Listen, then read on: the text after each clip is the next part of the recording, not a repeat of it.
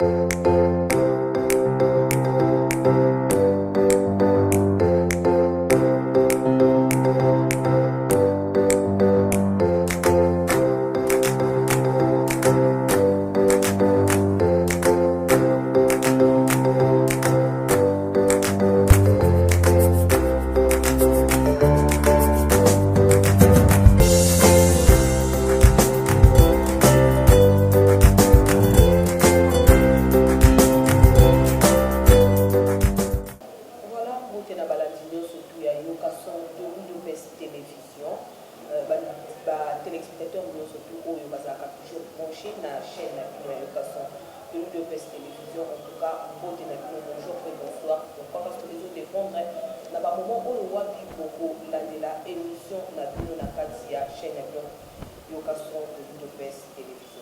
que vous êtes posé la question éveillée pour Nangaï ou Abino, votre humble servante, nous avons noté, nous avons santé et déranger qui maintenant là, vous allez vous informer sur notre pouvoir. On est là pour vous.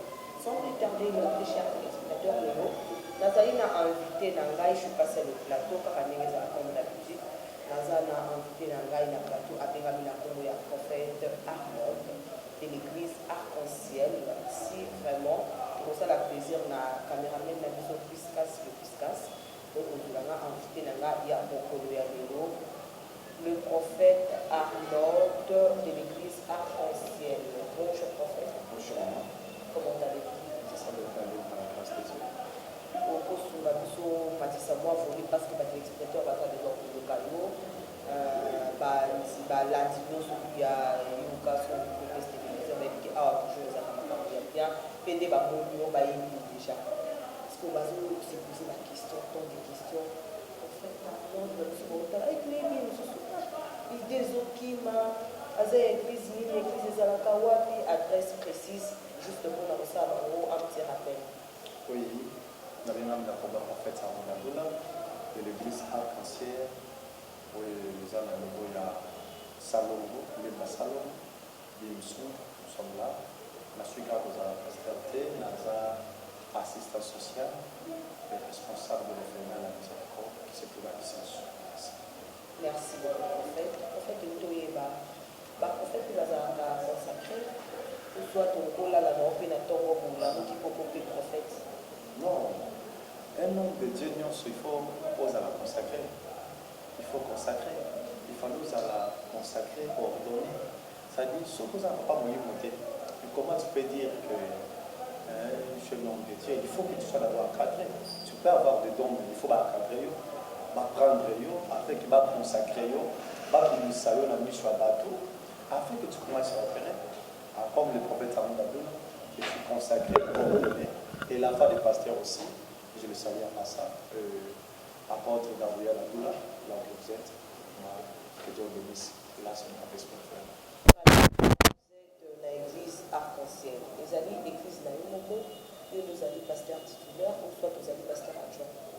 Oui, l'église Arc-en-Ciel, c'est l'église de mon père spirituel, là où je travaille. Je ne suis pas le pasteur titulaire. Vous avez évangéliste, vous avez berger, vous avez prophète, tout simplement. Oui, Dieu nous a appelé dans le ministère prophétique. Alors je suis un prophète, et je suis là pour amener la voix de l'Éternel, la bateau nous sommes à et je prêche aussi en tant que prédicateur de mon marché. Voilà notre cher téléspectateur. Je peux vous demander quelque chose, vous allez approcher. Vous avez toujours chaîne la l'éducation de télévision, là où vous ne savez jamais aussi. Nous avons un prophète Arnaud, quand tu as la question, aïe, le salaire, la plateau, aïe, aïe, édifier sur ce peuple de Dieu, ou soit aïe, ce message beaucoup des années important. Mais moi, je pense toujours que le message où le prophète aïe Namo, ils allaient toujours très important pour nous tous. Et ça, à l'exception de personne. Donc, édifier peuple congolais, nous surtout, moi, dans Zambie, en fait, alors, dans la présentation, nous avons aussi présenté dans deux qui comme il y a orphelinat dans la carte. Deux qui peut comme il y a ONG dans la carte. ONG qui est évité, ils sont basés dans le Congo. Oui. ONG dans le sol, le nom de la Congo miséricorde. la miséricorde. Ça veut dire qu'en cycle, C-E-H-M. ONG, C-E-H-M. Pourquoi la miséricorde? La miséricorde d'abord, c'est ça, Mawananza. Voilà. Mawananza. Dans le cadre de ONG, ils ont un caractère social pour toujours beaucoup la boutique. Ces enfants-là, ça va géniteur dans Bango, baza abandonné.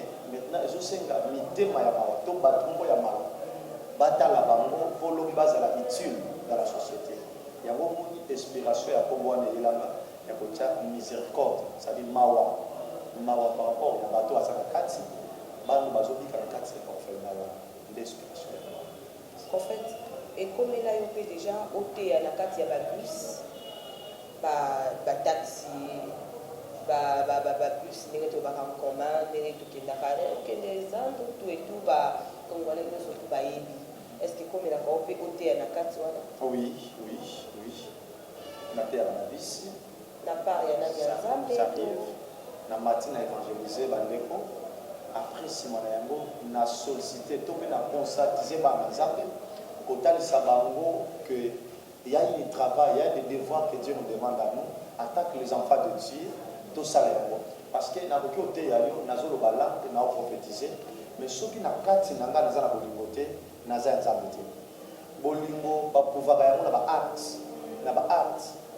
Alors que mais si je ne coupe pas ça dans ma acte, c'est que Nazar a l'obligation. Le prépané, Jean 3,16, ma première thèse soit dit, car Dieu a tant aimé, il a donné son fils. Il a donné son fils. Afin qu'il croit lui, unique. Afin qu'il croit lui, ne périsse pas. Mais il a vie éternelle. Parce que Dieu a aimé. Lorsqu'il a aimé, il a donné son fils. Et la parole de Dieu, c'est toujours comme ça. Alors que le balançage mes amis ne voient pas. Tant que tu as le balançage, peut te seguir va devoir il y a un zamba au Sénat. Si on a la Bible, banda et banda n'ango tissu balango, au moins on va la bolivie. Et nous les uns les autres. Et surtout que c'est l'amour qui domine. Voilà. Banda jeunesse. Par exemple, comme un recommandement majeur, la Bible. Aimez-nous les uns les autres. Aimez-nous. C'est l'amour. Alors quand nous prêchons d'abord, c'est pour évangéliser les gens plutôt, pour conscientiser les gens. Après cela, total ici bango, voilà les devoirs aussi Dieu nous demande à nous de faire. Et par rapport à ça toucher, il nous assiste aussi. Par rapport à ça toucher, ce n'est pas forcé parce que ce n'est pas une église, c'est un lieu public. C'est un lieu public. Vous venez simplement pour propager le message et de conscientiser les gens pour montrer qu'il y a d'autres enfants qui souffrent. Et ça n'a pas vraiment souffrir parce que quelque part, où il y a besoin de maman, mais prophète, ceux qui n'ont pas pu contredire, je ne sais pas moi, à contredire, ils étaient maintenant souvent manqués d'idée. Parce que la minute où on a représenté, bateau yoté, à capacité yoté, à cana, à bus, aventure et pour micro. Vous voyez un peu, nous devons peut-être attendre pour que ça la bien, tout le baguette, nous allons faire dans la bus pour que bateau va soutenir le bus. Mais nous tournons la carte à bus, maman moko boye mukolo asalaka te ntongo bon on est à pasi azwi mo 1 euro na ye acontribue na basi oyo elobi mpona kokende kosunga baorphelin oyo bazali oyo bozali kobokola mais ebele bakomisaka mpe te ebele tozomona omoni na orphelina mais bana wana bazosouffrir ngai ekomelanga mpe nakoma déjà na orphelina moko boye mais otali mpe condition ezalaki pasi kolia ozomonaka ezalaki kolia moko ya pasi.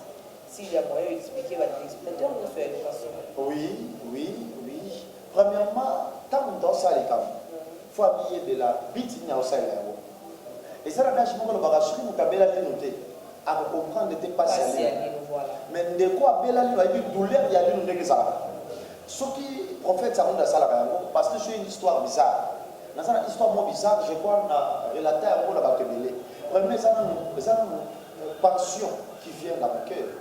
Et où profondément, par rapport à notre histoire avec Dieu, j'ai traversé une vie pas bizarre et j'ai dit ça à Dieu, Seigneur, si tu me donnes comme ça, on va servir dans la faire. Premièrement, il faut savoir intention. Intention, nous avons ça et puis la bite, nous avons ça et la façon dont nous avons bite, nous avons ça et nous avons posé, nous et par rapport à cas où nous avons parce qu'il y a d'autres, parce que tout le monde a pour n'a pas propre, n'a pas bon, mais derrière là, il y a une conséquence. Exode 22, n'affligez pas un orphelin. Quand tu l'affliges, ma colère enflammera. Si tu veux autant de moment, ok? Pardon, veuillez m'excuser. Pas de problème. Nous allons pour rectifier Banananza, mais pourquoi pas Congo et le monde entier, surtout s'il y aura aussi moyen de la chers téléspectateurs, les cas pour la Bible, passage des amis. Exode 22, 22. Exode 22, totalement ensemble pour que nous soyons à l'exode. Exode 22, 22. Écoutez la Bible. Conséquence, c'est vos amis, même en Kambabato, à Sakamamadi Wan. Écoutez, Exode 22, 22. Tu n'affligeras point le veuve, ni l'orphelin. Si tu l'affliges et qu'ils viennent à moi, j'attendrai leur cri. Ma colère s'enflammera et je vous détruirai par le paix. Vos femmes deviendront veuves.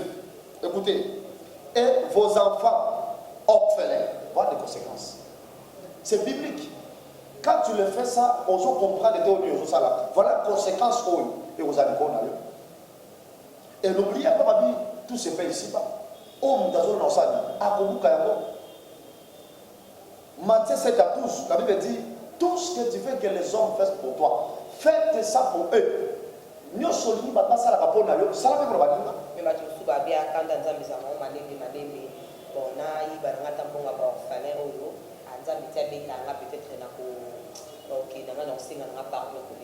non, maman, quand nous avons malé, quand nous d'ailleurs,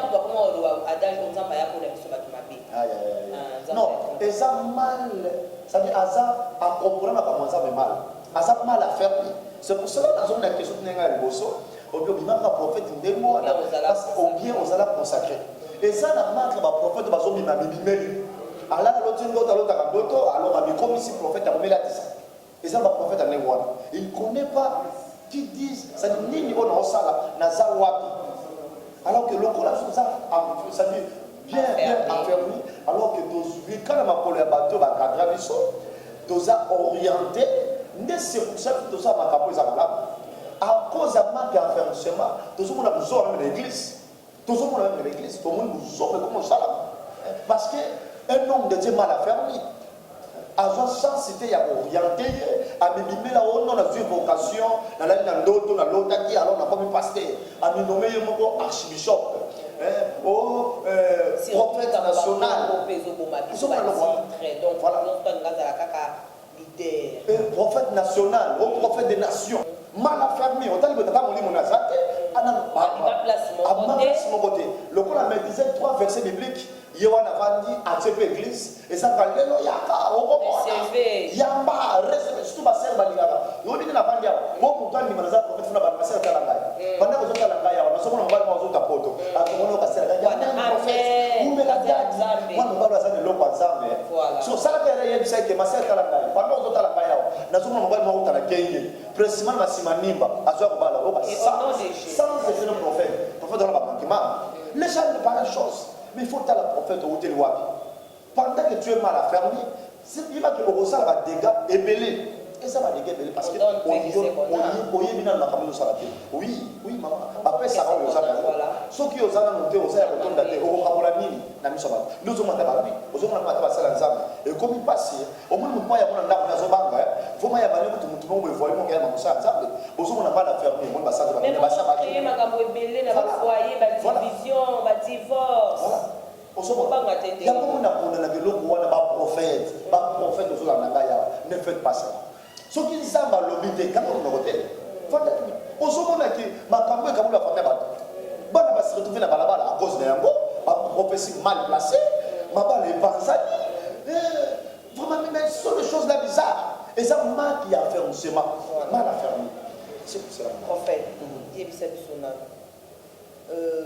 avantage oyo kozwaka ere bozoteya na kati ya bus nayebi ke batéléspectateur mosusu deya bapropesa mo baréponse mais baréponse na bango ekozala vraiment bien te par rapport na yo moko avantage nini oyo bozwaka na kati ya bus oui avantage ya liboso sérieusement soki natia engomba ofeli nati soki nazali prophète te ndenge nasuka wapi non avantage boye ndenge nazwa yango avantage ma forme telle na bis avantage eza te oui, je vous dis franchement. ça là sans avantage. Avantage n'a Sans intérêt. il y a qui n'a bénéficié. C'est tellement trop lourd.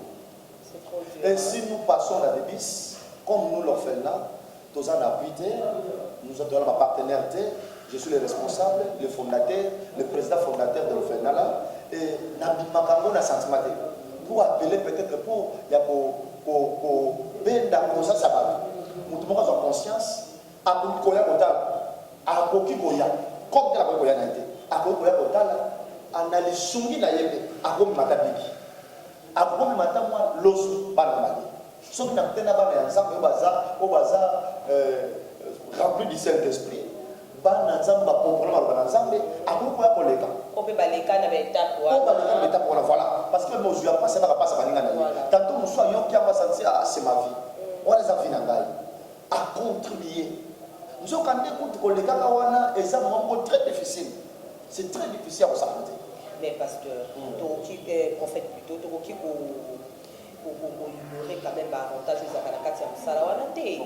Parce que nous sommes tous témoins et il faut appeler au moins un prophète, soit pasteur, à se présenter à TI, à l'Ubi Makaba Orphelinat, dans tout ça, nous avons un sac du riz.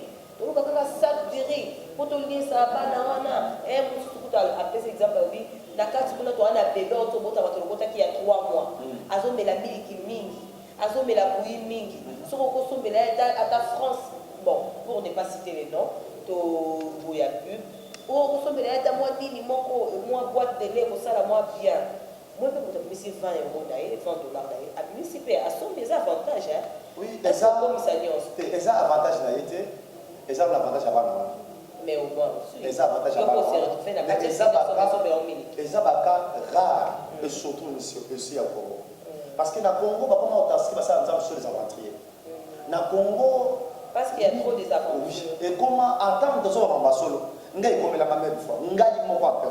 des gens qui me suivent, même en télé. On entend à promoter la chaîne, même en télé, les gens me suivent comme ça. Mais tu te lèves debout comme ça, tu prêches les gens,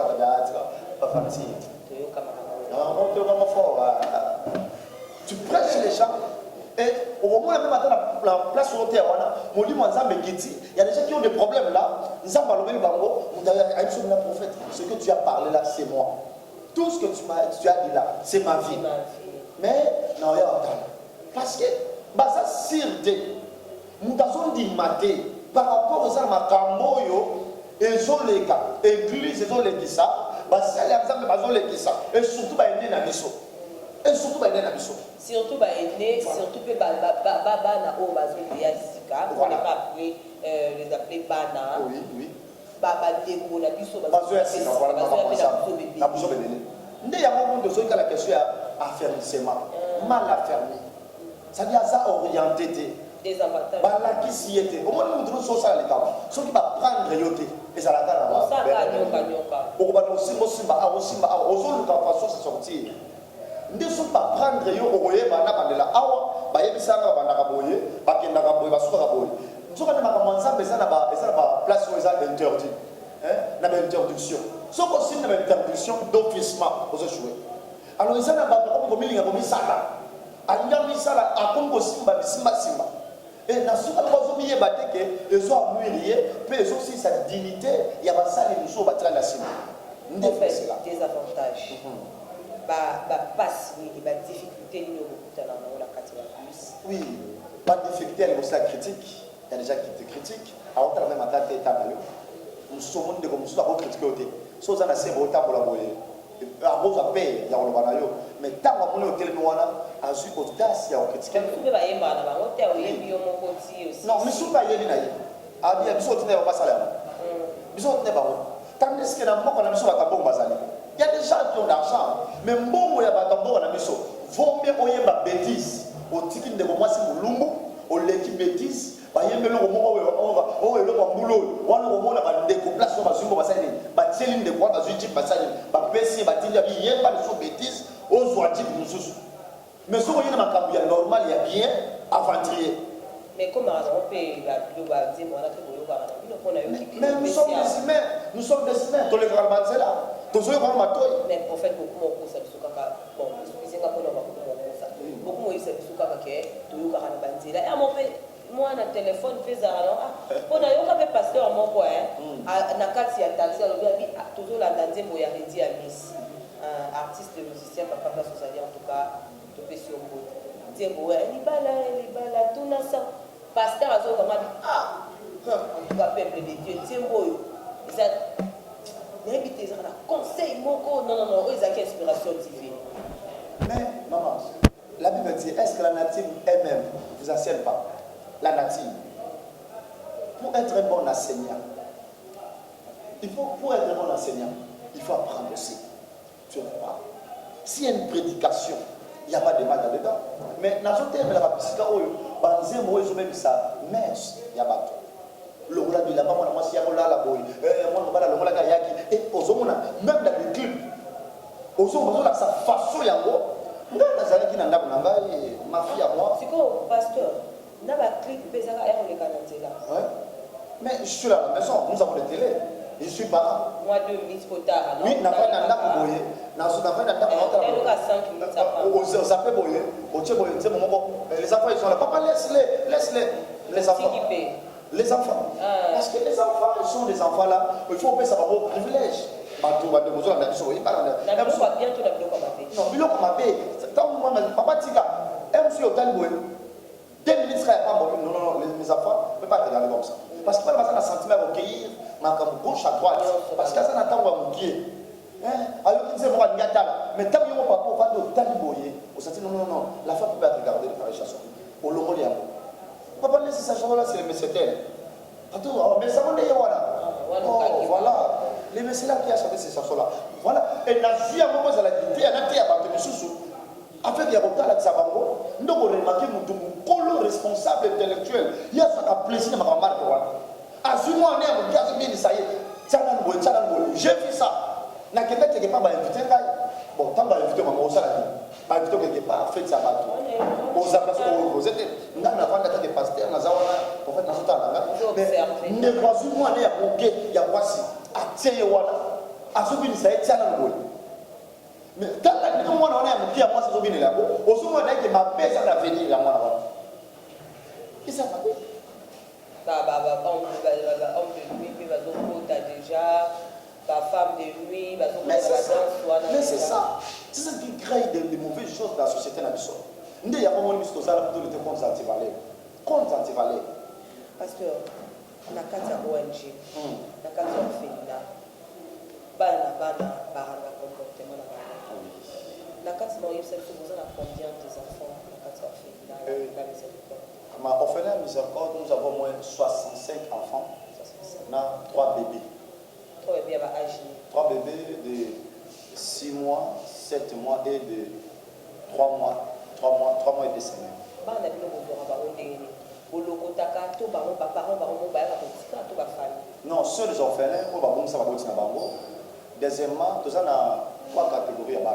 Nous avons orphelins et nous avons enfants de la rue, nous avons abandonnés, nous avons vulnérables. Alors que moi, je tantôt, maman n'a pas vie, conditions, alors que moi, on les a rejetés, alors que cet enfant, les enfants de la rue. Les enfants de la rue, ils ont 2 sortes. Les orphelins et à cause d'un divorce. Il y a un moment où on appelle le divorce. En termes de divorce, maman, papa, je suis là. Mon balo est parfait à Zati. Moi, je suis parfait à Zati. Vanda, beaucoup là-bas. À cause d'un divorce, je suis trouvé dans la barabara. Dans la barabara. Nous sommes dans la barabara. Nous sommes dans la barabara. Nous sommes dans la barabara. Aujourd'hui, parce qu'il y a une barabara, on a tendance à revoir la barabara. À ce peu de fini à barabara. À ta aujourd'hui, à Ogima, tous yeux belés, à Ogima. Beaucoup recruter bango, boyer na bango, beaucoup na commune, pour enregistrer bango, en affaires sociales. Après ce qu'on a fait, ça enregistrement, boyer na bango, pour prendre bango. Voilà ça, à cadre psychosociaux. Quand ça bango, caractère, à mon ami, continue caractère à moi. Oui, bazotanga. À nous, on 32 enfants dans la classe. À nous, sur le coup, on a mis ici 3 diplômés. 3 diplômés, oui, 3 diplômés. 3 diplômés. Moi, j'ai mis dans pédagogique, je suis allé dans la commerciale, je suis allé dans la technique, l'électricité, je suis allé dans la Mais moi, déjà, je crois que je 68. 68, je crois que je Bazotana, vraiment merci. C'est quoi le comportement dans la parce que comme on est déjà vers la fin, le comportement dans la des arabes, moi, c'est sur trois catégories, ou à Outilibanda, ou à Outiwapi, ou à Bengani, ou à Kanakien, ou tout confort. C'est quoi on se retrouve à Kanege, il y a pour ça, il y a pour éduquer, surtout, pour que ma famille, à mon avis, quel que soit, tu peux avoir un bataille, fille autonome.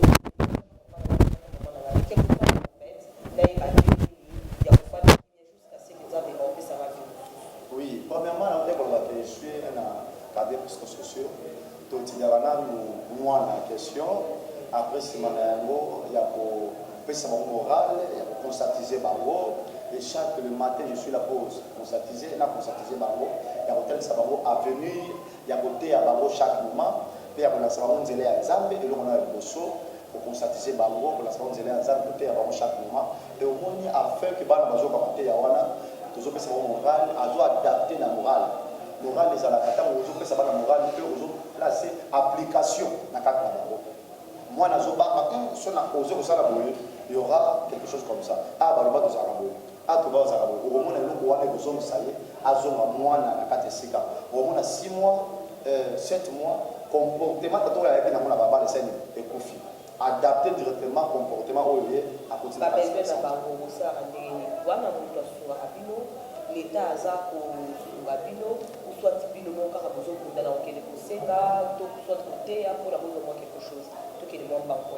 Oui, vraiment cette organisation, tout ça n'a ni appui, il y a l'État, mais nous avons tous les documents, tout ça n'a appui à l'État, tout ça n'a appui, il y a des partenaires internationaux, tout le monde n'a pas fort. Je suis là, na batito na balabala ni moto ko ba et bato oui bato habité malamu asungi bato na kena mo ba pop na ya bike on a gagné na zone exercice na kati balabala. On déjà que bana non baliété. Oui, ça arrive. Ça fait un mois 2 jours 3 jours. Eh balé belate. Ceux qui n'ont pas simité à l'été. Voilà, en fait, Arnaud, de comme la soupa, il y a émission la question, mais de sa volonté, moi, mon de la fin par rapport, il y a pas continuer surtout au bazar de la mission dans le moment où Bananza Médio, surtout bazar de la mission, peuple de Dieu, au monde entier, Bazoyo, Bayokio, Isali Bango passe, Makamoubi, Bazali touché, ni le message que vous avez ça dans moi le parle, mais ils ont un message beaucoup important, intéressant. Oui, le message dans les alliés, dans une vitesse dans l'union, sur le terme là, pour la manga, pour la manga, de soutenir ses enfants. Bana pour la mousse génitale, la mousse d'esthétique. Surtout, au temps où nous sommes en lieu dans un utile, vraiment, on a petit corps qui va continuer sur la mission. Papa la mission, Augustin Kabouya, un petit port, maman la mission Denise, un petit port, Benjamin Kaboundi, puis dans la diaspora, Nyonso, autant la mission là, nous savons le propre effort. Oui, na petit port, papa la mission Fatih, papa la mission Fatih, dans la mission là, vraiment, tout ça, on a cassé à Zoto. Et à un moment donné, comme appelé moi, parce que appui exalté, vraiment venir nous soutenir, afin que ces enfants soient utiles. Dans une division, ça m'a dit, quand ça va dans la bataille, les bazali. Bah, fait, bah, partir à bazali, bah, jamais Kabundi, hein, maman, yaya na kai, bazama na kati. Bah, médecin bazali, bah, minganga, voilà quand on a diplôme. Je crois qu'au monde, on va vidéo de Maoche la vidéo, au monde, alors que vraiment, on a invité lui, pour soutenir le son. Le numéro de la mission, nous contacter M. Zayabo.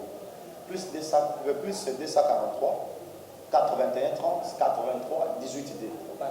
Plus 243 81 30 83 18 D. Comme la personne en WhatsApp, aujourd'hui en direct, orphelinat à miséricorde, nous sommes là. Numéro 1 des aïeux. Oui, numéro 1 des aïeux. Ramoko, et ça opérationnel chaque moment et quand on a raté. Vraiment, merci, que Dieu vous bénisse. Merci beaucoup et amen. C'est la preuve que nous sommes arrivés à la fin de notre émission. Notre très belle émission, la chaîne de Kitoko, nous sommes de Best Télévision. Nous sommes de Best ce qui a s'abonner massivement la chaîne de Best Télévision. Et si vous avez informé, la réalité, où les Canadiens RD Congo, la Kinshasa, vous avez toujours la Kisabi, nous allons découvrir sur tout le monde entier, partout où vous êtes, où il y a réalité, nous les amis, les orphelins, les parents bazali, tous en côté mais à pour soutenir, les gens qui souffrir, on va soutenir.